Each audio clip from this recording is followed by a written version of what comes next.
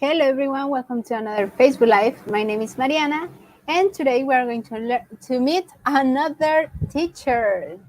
Okay, so let's remember that we provide private lessons and we teach children and adults starting from 5 years old and up.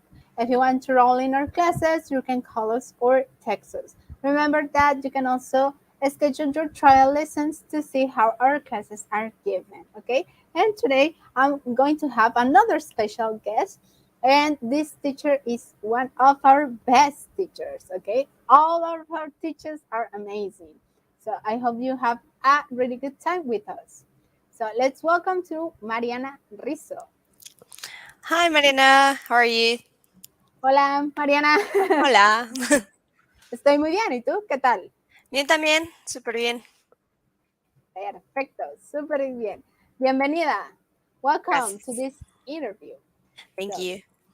okay. First of all, tell us 3 words that best describes you. Creative, intense, and passionate. Yeah, those would be my words, maybe. Yes, I agree. I agree. Those are very amazing words that best Thank describe you. you. Absolutely. Okay, so how long have you been teaching Spanish? I've been a teacher for quite a long time now. I started back in maybe 2015. That was my first job as a teacher. I studied linguistics and Hispanic literature, and I decided to become a teacher. But teaching Spanish, maybe 4 years or 5 years or so. Okay, yes. You have time now. Yeah. Very great. And what inspired you to become a Spanish teacher? Well, first of all, I love my language. I think that Spanish is a great language. For example, when I'm speaking in English, I feel like a different person. No es lo mismo estar hablando en español, tiene como más, it has a lot of character, right? So I love my language, and what inspired me to become a teacher was fate, basically, because I wasn't thinking about becoming a teacher until it happened, and I started teaching and I loved it. So I just stayed a teacher. So it was basically something that I had to do that was kind of, yeah, in my destiny or something like that. So yeah. That's true. Very interesting. Yeah. That's great. That's a great to know. And when it comes to teaching Spanish, how do you make the learning experience engaging and effective for your students? Well, first of all, I try to have fun while I teach because I can just like provide that energy to my students. And it all depends on the student, their ages, the things that they like. But I like to use a lot of games, for example, with kids.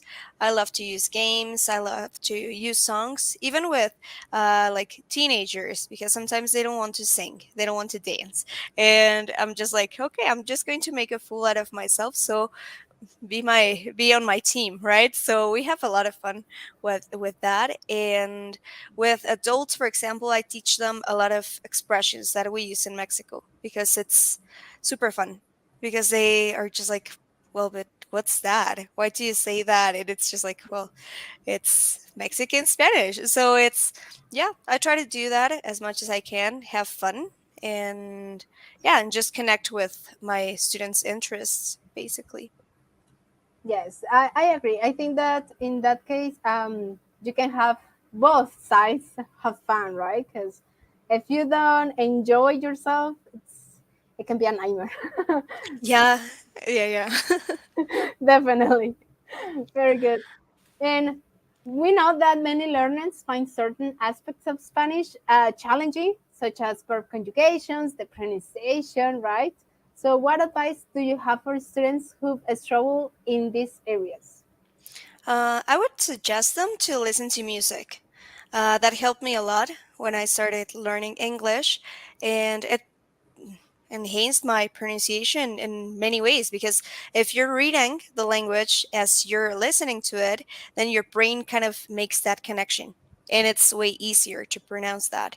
And also, there are a lot of exercises from like speech therapy that you can find on YouTube. Something as easy as like taking a straw and just like throwing air into the straw that can help you rolling your R's.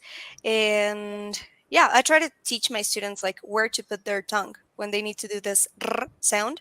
They need to put it like in the back of their palate, but not that behind, and just like let the air flow. So yeah, that would be my main advice for Spanish learners, to listen to music and just maybe watch some films or some TV shows in Spanish as they're reading the language, like subtitles or the lyrics to the songs.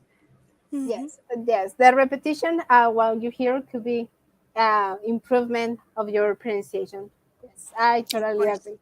Hmm. So, people, if you are watching this, if you want to enhance your pronunciation, give a try in these advices.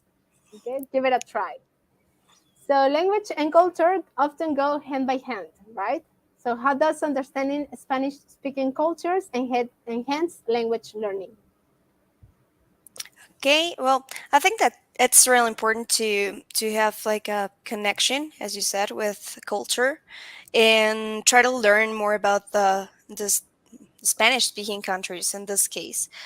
Because, for example, for Mexico, there are a lot of misconceptions. Some people think that we still ride donkeys to go to work or something, and that's not correct. So basically, for me, language is a form of survival, and it's also language gives power to people. So if you learn a language, then you have that cultural background. And so yeah, I don't know if I'm answering your question. I just like yeah, but Yes, yes, you are. You are very yeah. good.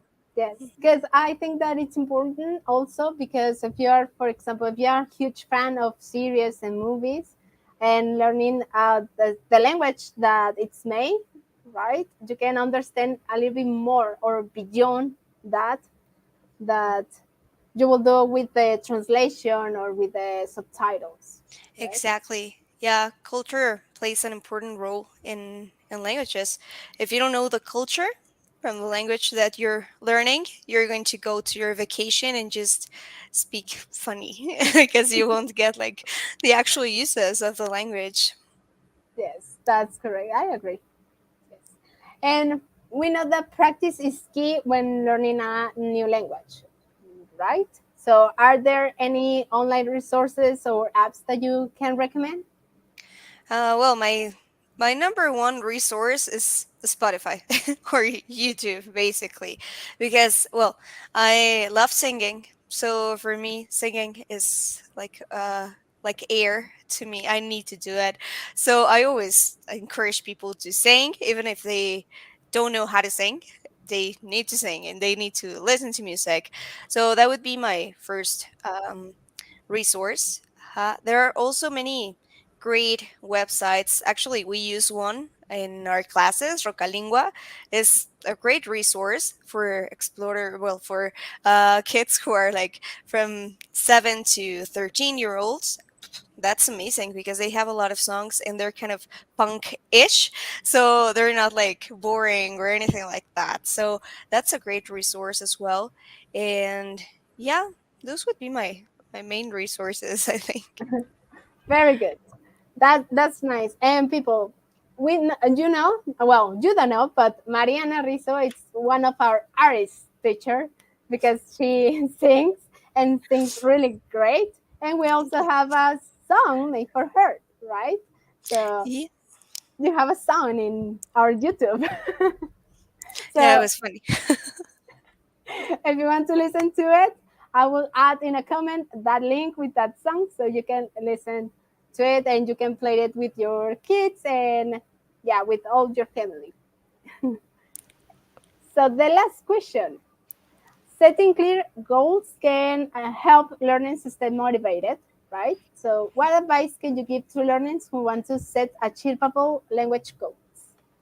Well, first to listen to their teachers, to do their homework. That's really important. I mean, when I was studying, I used to hate homework. I think that most students sometimes hate homework, especially the youngest ones. But it's a really important aspect. If you don't practice, then you will never be able to speak a language. And also, well, I would recommend students or people who are watching us to take more than one class a week. Uh, that's proven. Like students who take more than one class a week, well, it makes sense because they practice more, therefore they can learn the language in a better way. And well, first, I think that you need to have achievable goals. Like, okay, I want to become fluent in 2 months in Chinese. Well, sorry, but that's not happening. You should be studying for at least like 10 hours a day in order to get that. So, first of all, you need to be realistic. Of course, it's okay to dream and just like say, yeah, I'm going to become fluent in no time. But you have to really think about achievable goals because when you have high hopes, you can get frustrated quite easily. It's good to have like a high hope and think in a positive way, but also you need to be really mindful of your goals and well, just do a little research on the topic. Like, how many hours do I need to learn this? How many hours do I need to, I don't know, to be able to mm, do something. And yeah, so those be my tips: to be realistic, but also to keep a positive mindset. Like, okay, maybe I'm struggling right now, but at the end of the day, everything's going to pay off and I'm going to be fluent and I will be able to go to, I don't know, Spain or Mexico and just speak with native speakers. Mhm. Yes, that's true. Yes, I totally agree with you in that because most of the schools they say that you will be speaking in 2 months or less than 6 months, but no, that don't happen, my friends. That won't happen. I mean, you can reach A1 in 6 months if you work really hard, or maybe A2 if you're like super gifted, because that's also a thing. People, there are some people who are gifted for languages, so that can happen. But for, yeah, us mortal people, it's a bit harder. But yeah. Yes, that's correct. So yes, so if you want to learn in Spanish with us, you can call us. You can set your trial lessons to see how our classes are given. And thank you so much, Mariana, for this amazing interview and to know about you a little bit. So it was amazing. Yeah, thank you, Mariana. Have a great evening. Have a great week, and everyone have a great day. So I hope to see you in our next Facebook Live. So goodbye. Bye.